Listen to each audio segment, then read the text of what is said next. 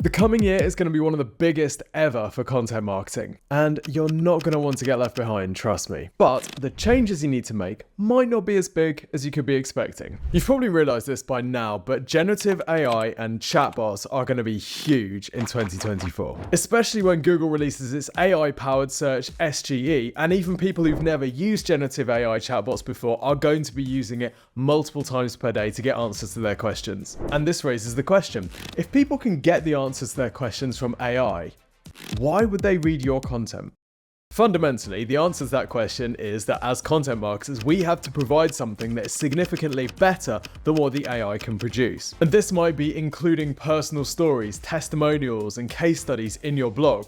Or maybe it's including a video to give a much more useful product demonstration. It could be building in an interactive tool that gives a more personalized experience than AI can. We're expecting Google to push its new AI search engine SGE, but they've also been emphasizing the importance of sharing first-hand experience in your content a lot over the last year. They even updated their search quality rater guidelines to include experience, expertise, authority, and trust, adding that extra E at the start of EEAT. So even though Google has been working on a way for searchers to get a less human result for their search, they're encouraging us humans to add more experience to the content that we're publishing if we want it to get rewarded in the search engine. And this could be about sharing your experience in your content, sharing an individual perspective that would rank in the Perspectives tab, or adding your comment using the Notes feature in search. So it really feels like Google wants to give searchers the option to have a personal experience, as well as a generic AI answer. At least they're self-aware. Because however cool ChatGPT or an AI search is, there will be some searches where visitors just want to get that first-hand personal experience from someone who knows the topic well. So making it obvious that your information and you are credible is going to be more important than ever.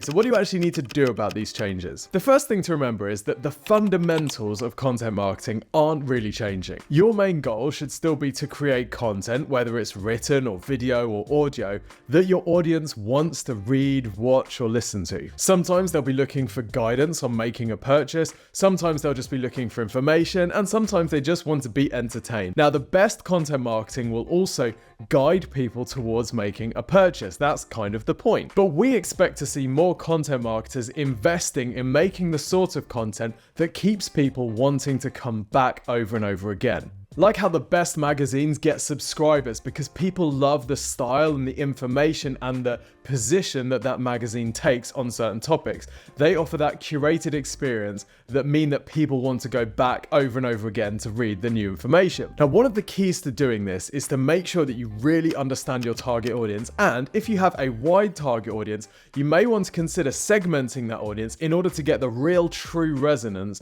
that you're going to need for this next phase of content marketing. This has also happened a bit on social. Let's talk about an example, which is Gymshark, the fitness brand. Now, Gymshark sells fitness clothing, and they've had really popular social media channels for a while. But what they've started to do recently is create sub-brands underneath Gymshark. For example, Gymshark Lifting. This is an Instagram channel that is dedicated to people who love to lift heavy weights in the gym. And what they've basically done is tailored this content specifically for a niche in their audience. In all likelihood, they've had to do this on social media because organic visibility is harder and harder to get. Unless you're really getting people to stick and look at your posts or scroll through your stories or click like, click comment, it can be harder and harder to get that visibility. So in order to get that visibility, to get that engagement, you need to really deeply resonate. And sometimes in order to do that, you need to chunk out your main offering into separate sub niches. We're expecting that a similar thing might need to happen for content marketing as well. One example of a B2B software company that does a great job of keeping people coming back over and over again to see their content is Moz with their Whiteboard Friday series. So every Friday they publish a video and a tutorial about some aspect in SEO. And because they've done this consistently over years, they've built an audience that knows to expect a new video every Friday. Let's look at an e-commerce example now. Faith in Nature sells sustainable hair and body products, but because they know their audience is interested in sustainability on their blog, as well as targeting search-focused stuff, they also post other topics that they think their audience is going to be interested in. They're doing this, of course, some of these will pick up some visibility in search, but they're also the type of thing that helps the audience get to know Faith in Nature, understand the personality of the brand, and build that connection a little bit deeper. So one of the things that marketers are going to have to do in 2024 and beyond is spend some time understanding what's really important to their target audience. And if they're broadcasting to a wide target audience, potentially chunking that target audience into sub-audiences in order to be able to resonate really narrowly with each one. Gymshark knows their lifting audience is interested in fitness motivation, so that's what they cover. Moz knows their audience wants educational SEO content, so that's what they cover. Faith in Nature knows that their audience wants information about the environment, so that's what they cover.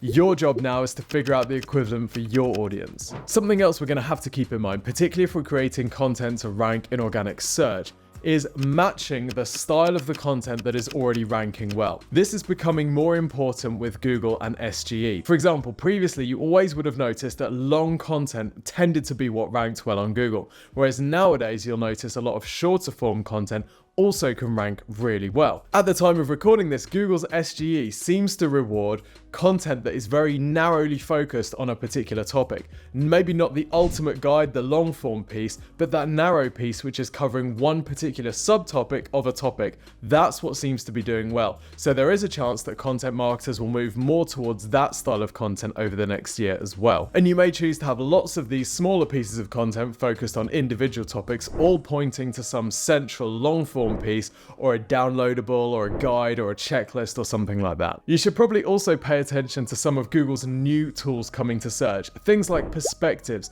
that allow you to filter the search results for people's first-hand perspectives, usually shown in short form video either on TikTok or YouTube Shorts or in forum sites like Reddit. If the Perspectives tab is coming up for lots of your key searches, then as part of your content marketing strategy, you might be wanting to work with more influencers and content creators to create the type of content that gets ranking in Perspectives, knowing that that's what your potential customers are going to be seeing. If I'm completely wrong about it and Google's notes feature takes off and you notice that lots of people are leaving notes on your competitors' searches, this may be also something that you want to explore, maybe encouraging people to leave their own notes on your content after they've clicked on it through search. Personally, I can't see notes making it past Q1 2024, but now we've put this on video, no doubt it's going to be this runaway success. By the way, if you want some help with your digital marketing, then the team here at Exposure Ninja are here to give you some free assistance. We have a service called the Free Website and Marketing Review, which you can request at exposureninja.com/review.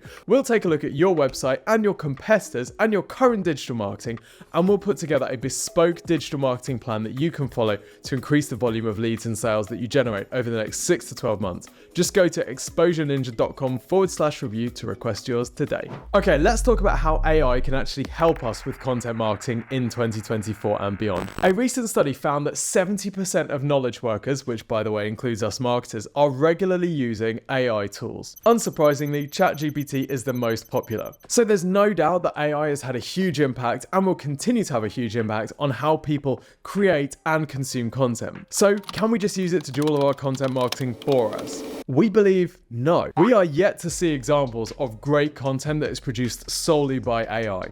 The best content for content marketing is produced when a human and an AI are working together. A couple of things to think about here. Firstly, if you're just publishing the output from ChatGPT, what advantage does that have over someone just going directly to ChatGPT for that content? People aren't stupid. People can already tell the difference between AI and human-generated content.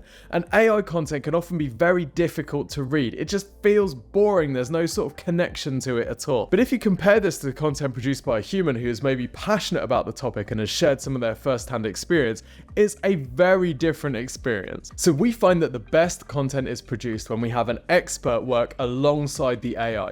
The AI is great for brainstorming, coming up with different ideas and exploring different ways to approach a topic, and then the expert can turn that into a really engaging, interesting, and useful article. And you can test this for yourself. You can go to ChatGPT now, ask it to write an article about a topic that you are a true expert in, and just see, would you honestly put your name underneath that article? Let's talk about content diversification. This is something that we've touched on a little bit throughout today, but I actually think it's worth exploring in a bit more detail. Now, diversifying your content and using a more omni-channel content marketing strategy feels like it's going to be more important as we move forward. Video, social media, podcasts, and digital PR can be great ways to get in front of an audience and build a relationship with them. Just think, I've had your attention for I don't know how many minutes now. Thank you, by the way. And we get to build a great connection through video. I was recently at a show in London and had lots of people come up and say, oh, we've been watching you on the videos and listening to you on the podcast.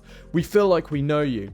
And that's a great connection to have with potential customers and fans. Likewise, social media and podcasts can be frequent channels that you can get in front of your customers' eyes or get in their ears. Digital PR can be a great way of getting in front of customers in different publications. So content marketing is changing, but it's not the end of the world. Stick to the core principles. Create content with your target audience in mind. Seek to be as useful, interesting, and exciting to them as you possibly can, even if you think of yourself as a bit of a boring business. Don't forget to include your passion, your personal experiences as well. That's a great way to build connection. And if you can, resist the temptation to go pure AI with your content generation. It's just simply not going to generate the same sort of connection. Now, to learn more about the future of search, and in particular Google's new AI search engine SGE, watch this video. This is one of the most important things to happen in all of search engine optimization in the decade plus that we've been doing it here at Exposure Ninja. Until next time, see you soon.